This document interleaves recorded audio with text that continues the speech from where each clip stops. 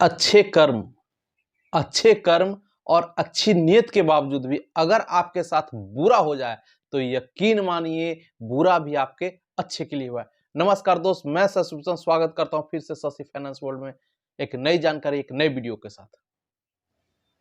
Loan आज के युग में हर कोई किसी न किसी तरह से कोई ना कोई लोन ले रहा है। बहुत सारे तरह के लोन है। Home loan, personal loan, credit card loan, student loan, term loan, property loan, mortgage loan, सब कोई लोन लिया हुआ है। लेकिन क्या ये लोन जिंदगी भर चल रहा है? अगर कोई लोन को क्लोज करना चाह रहा है, खत्म करना चाहता है, दब रहा है कर्ज के नीचे और कोई चाह रहा है मैं खत्म करूं, तो क्या प्रोसीजर है? उसमें एक नाम है। अगर मैं कोई लोन लिया हूं, दब रहा हूं और जिस काम के लिए वो पूरा हो चुका है, आज मेरे पास पैसा आ चुका है, मैं उसको चाहता हूं खत्म करना, तो हम लोन फोर क्लोज कर सकते हैं। इसी में एक टर्म है फोर क्लोजर। इसको प्री क्लोजर भी कहा जा सकता है। समझने का सिर्फ फर्क है। तो क्या होता है, ये लोन फोरक्लोजर? तो सिंपल भाषा में अगर बोला जाए तो repayment of total outstanding in a single instalment with ahead of the due date. मतलब आप पूरा लोन, बकाया लोन जो आप आगे का आ रहा है, एक बार में एक इंस्टॉलमेंट में देकर के खत्म कर लेना चाहते हैं आपके समय रहते हुए, उसको कहते हैं फोरक्लोजर। प्री क्लोजर सेम चीज होता है, फोरक्लोजर सेम चीज होता है, दोनों एक ही चीज। अंतर सिर्फ आपका अप्रोच का है, सोच का है और सिचुएशन का है कि आप लोन फोरक्लोज करा रहे हैं कि आपसे कंपनी, बैंक कोई जबरदस्ती लोन फोरक्लोज करवा रही है। अंतर सिर्फ इसका है। तो मेनली जो फोरक्लोजर है दो तरह के होते हैं, एक जुडिशियल, एक नॉन जुडिशियल। एक हो गया आपका कि आप लोन लिए हैं, आपके पास जो काम के लिए लोन लिए थे, लोन पूरा हो गया, पैसा आ गया, आप चाह रहे हैं कि अननेसेसरी हम बर्डन जो कर्ज लिए उसको बर्डन नहीं झेले, आप चाहते हैं क्लोज करना तो क्लोज कर सकते हैं। एक हो गया आप डिफॉल्ट कर गए हैं, आप पैसा नहीं भर पा रहे हैं, 2 इंस्टॉलमेंट, 3 इंस्टॉलमेंट, 4 इंस्टॉलमेंट गिर गया है, आपसे बैंक, एनबीएफसी, फाइनेंशियल इंस्टीट्यूशन कह रही है कि भाई आप नहीं चला पा रहे हैं, मेरी लोन को क्लोज कर दे, या आपका एसेट सीज हो गया है, आपको बैंक द्वारा आपको ले लिया गया है, ठीक है, आप कर्ज में डूब गए हैं, आपको कह रही है कि नहीं आप किसी भी तरह से बेचिए, आपका जाकर के सीजन सोल्ड हो रहा है, आपका एसेट नीलाम हो गया है, तब उस समय आप फोरक्लोज करने के लिए मजबूर हो रहा है, आपको फोरक्लोज करने के लिए मजबूर का वो एक अलग प्रोसीजर है।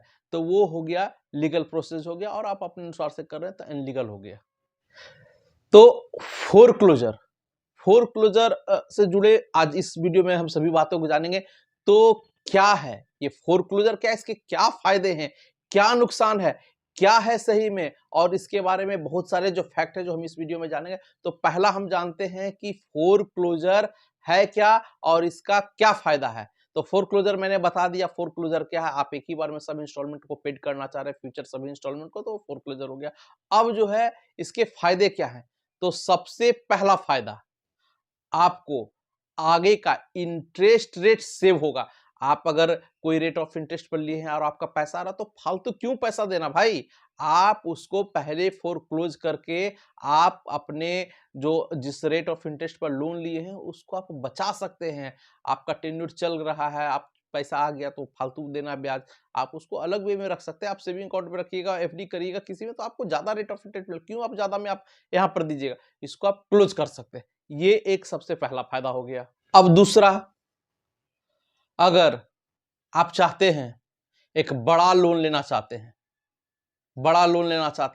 और आपका एक छोटा लोन है जिसका ईएमआई चल रहा है, हो सके तो अगला 4 महीना, 6 महीना, 7 महीना के बाद आपका लोन खत्म होने वाला, लेकिन आपको जरूरत अभी है इस लोन की, और आपका ईएमआई करंटली चालू हो रहा है, तब जब आप किसी बैंक में लोन लेने के लिए जाइएगा, लोन लीजिएगा, तो वो कंसीडर करेगा कि आपका तो करंट ईएमआई में ईएमआई कट रहा है, तो आपको वो जो लोन अमाउंट है वो कम हो जाएगा, कम देगा, तो आप उस कंडीशन में आप लोन फोरक्लोज कर सकते हैं, फोरक्लोज करा के फिर बड़ा अमाउंट आप लोन ले सकते हैं।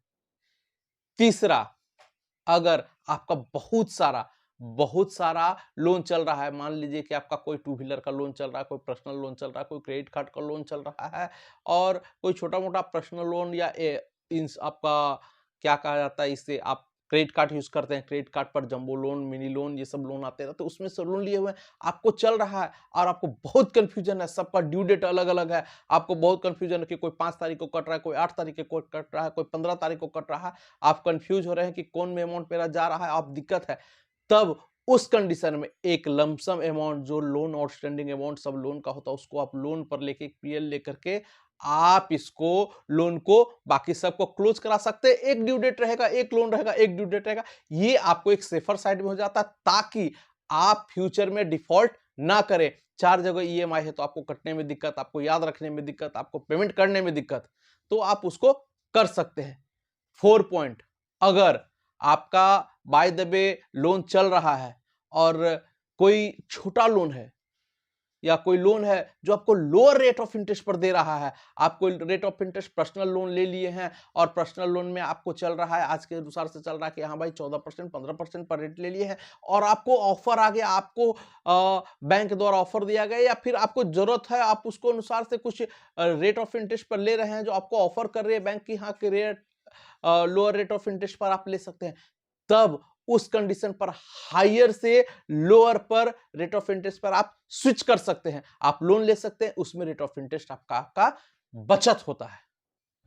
लास्ट 5वां नंबर, आप कोई एक लोन लिए हुए, आप उस एसेट को आप दूसरे को दे रहे हैं, मान लीजिए आपने कार लोन लिया, बाइक लोन लिया है या किसी तरह का लोन ले लिया है और आप एसेट को किसी थर्ड पार्टी को हैंडओवर कर रहे हैं, किसी रिलेटिव को हैंडओवर कर रहे हैं और आपके साथ म्यूचुअल कंसिडरेशन में ये हुआ है कि भाई 5 महीना 6 महीना 7 महीना लोन बाकी रह गया, इसको रेगुलर पेमेंट दे करके खत्म कर दीजिए, तो आप उस स्थिति में वो आप डिफॉल्ट कर सकता है, तो आपको नुकसान भरना पड़ सकता है, आपका क्रेडिट स्कोर पर इफेक्ट पड़ सकता है। उस कंडीशन में अगर आप किसी को एसेट हैंड ओवर कर रहे हैं तो लोन फोरक्लोज करा दीजिए।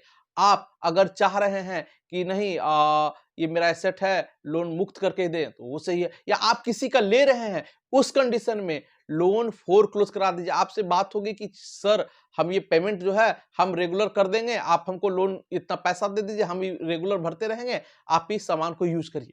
नहीं, ऐसा मत करिए, आप दिक्कत में आ सकते हैं। आप किसी भी तरह से कोई एसेट, गाड़ी, 4 व्हीलर व्हीकल या आप घर ले रहे हैं, आप उसको ईएमआई को थर्ड पार्टी क्यों दे?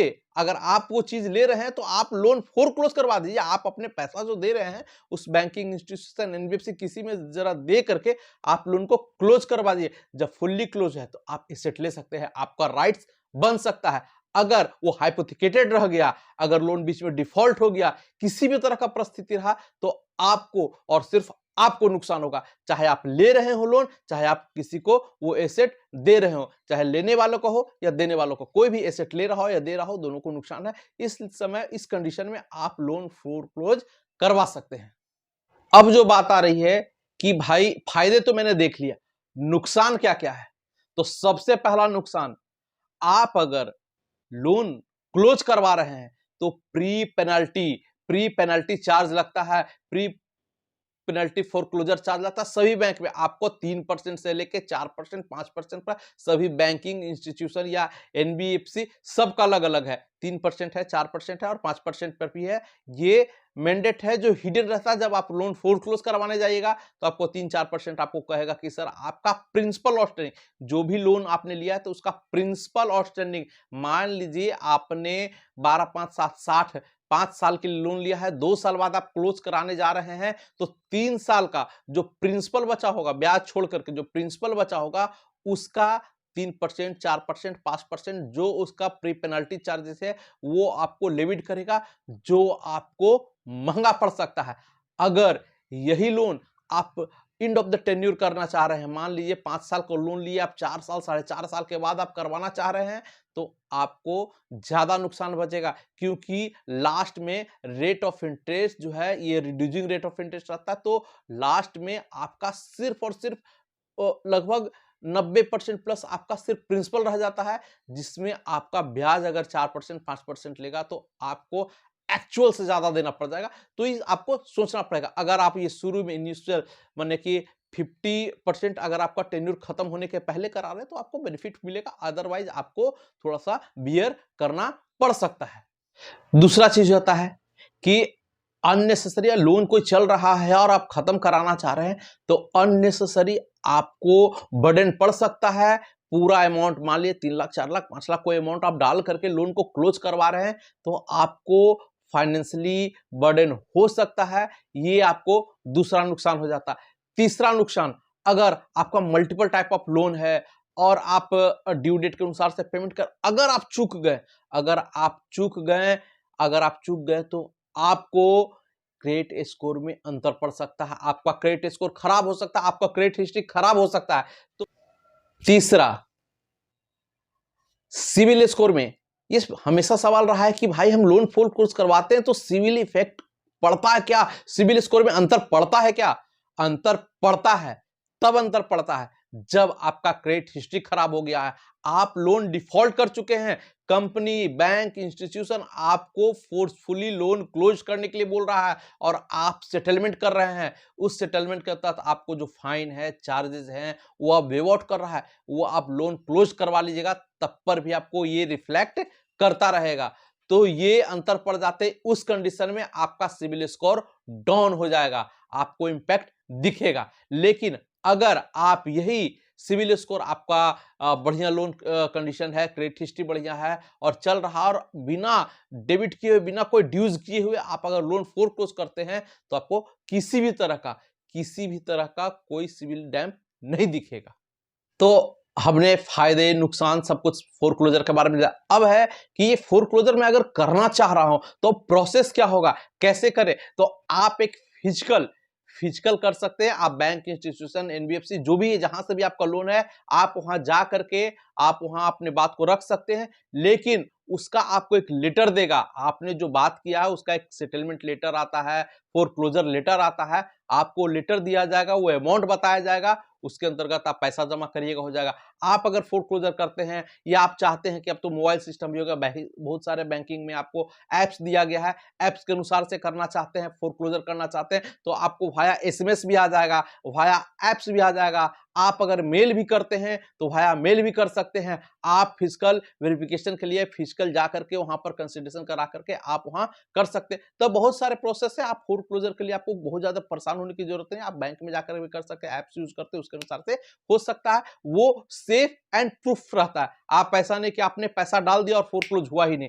जनरली बहुत सारे जगह में यही आ जाता है, आपने पैसा डाल दिया और लोन अगर फोरक्लोज नहीं हुआ तो उस पैसा का आपको कोई ब्याज नहीं मिल रहा है और वो पैसा महीने महीने कटता रहेगा, या हो सके जमा रहे और आपके अकाउंट से भी कटता चला जाए, क्योंकि आपको जो कंपनी से आपने लोन लिया है उनको इंटीमेट नहीं है फोरक्लोजर का। तो फोरक्लोजर करने से पहले आप कंपनी को एकदम इंटीमेट कर दें ताकि वो full and final settlement amount में कंसीडर हो। ऐसा ना कि आप पैसा भी जमा कर दिए और ईएमआई भी कट रहा है और आपका लोन खत्म हो गया। बहुत सारे जगह में मैंने देखा है कि लोन अमाउंट अगर पेमेंट कर देते और रिक्वेस्ट रेज, फोरक्लोजर का रिक्वेस्ट रेज नहीं होता है तो कस्टमर के अकाउंट से भी पैसा कट रहा है, कस्टमर हमारे पास भी पैसा जमा कर दिया है और उसका लोन भी क्लोज नहीं हो रहा है, उसका ब्याज लगता जा रहा है, कोई फायदा नहीं हुआ। और at the last of the में क्या होता है कि उसका अमाउंट, फोरक्लोजर अमाउंट बढ़ जाता है, क्योंकि ये फोरक्लोजर अमाउंट जो है आपका टेन्योर पर पड़ता है, आपका प्रिंसिपल आउटस्टैंडिंग पर पड़ता है। अगर आपने 1 महीना बाद पैसा जमा किया या 1 महीना तक आपने फोरक्लोजर नहीं किया तो आपका अमाउंट बढ़ जाएगा, आपका प्रिंसिपल बढ़ जाएगा, तो आपको अमाउंट में डेविएशन और वेरिएशन हो सकता है। तो आप सही तरीका से एसएमएस, फिजिकल वेरिफिकेशन करके बैंक में फिजिकल वे में कर सकते हैं, आप एप्स के थ्रू कर सकते हैं, लेकिन रिक्वेस्ट रेज होना चाहिए आपका सही तरीका से फोरक्लोज होने के लिए, लोन क्लोज होने के लिए, ताकि आप सही समय पर उसको इंटरेस्ट से बच सके। नमस्कार दोस्त, मैं शिवसूचन विदा लेता हूं, मिलते हैं अगले वीडियो में। अगर आपने अभी तक हमारे चैनल को सब्सक्राइब नहीं किया तो सब्सक्राइब करें, शेयर नहीं किया तो इसे शेयर करें और लाइक करें। मैं आपसे बैंकिंग, इंश्योरेंस, फाइनेंस, आरटीओ से संबंधित जेन्युइन जानकारी अपने इस चैनल पर लाने वाला हूं। आपको सही गाइडलाइंस फाइनेंस के रिलेटेड में देना मेरा 15 साल का एक्सपीरियंस है जो मैं शेयर करता हूं, और आपसे इसमें कोई यूट्यूब, कोई किताबी कोई नॉलेज है, मेरा पर्सनल एक्सपीरियंस है और मैं जो काम कर रहा हूं और जो डेली जो डेली कस्टमर के जो प्रॉब्लम्स है जो फेस कर रहे हैं उस चीज को मैं अवगत कराता हूं, ताकि कोई और इस तरह के परेशानी में ना पड़े, इस तरह के परेशानी और चीज को समझ सके, फाइनेंस को समझ सके, लोन को समझ सके। तो मिलते हैं अगले वीडियो में, तब तक के लिए नमस्कार।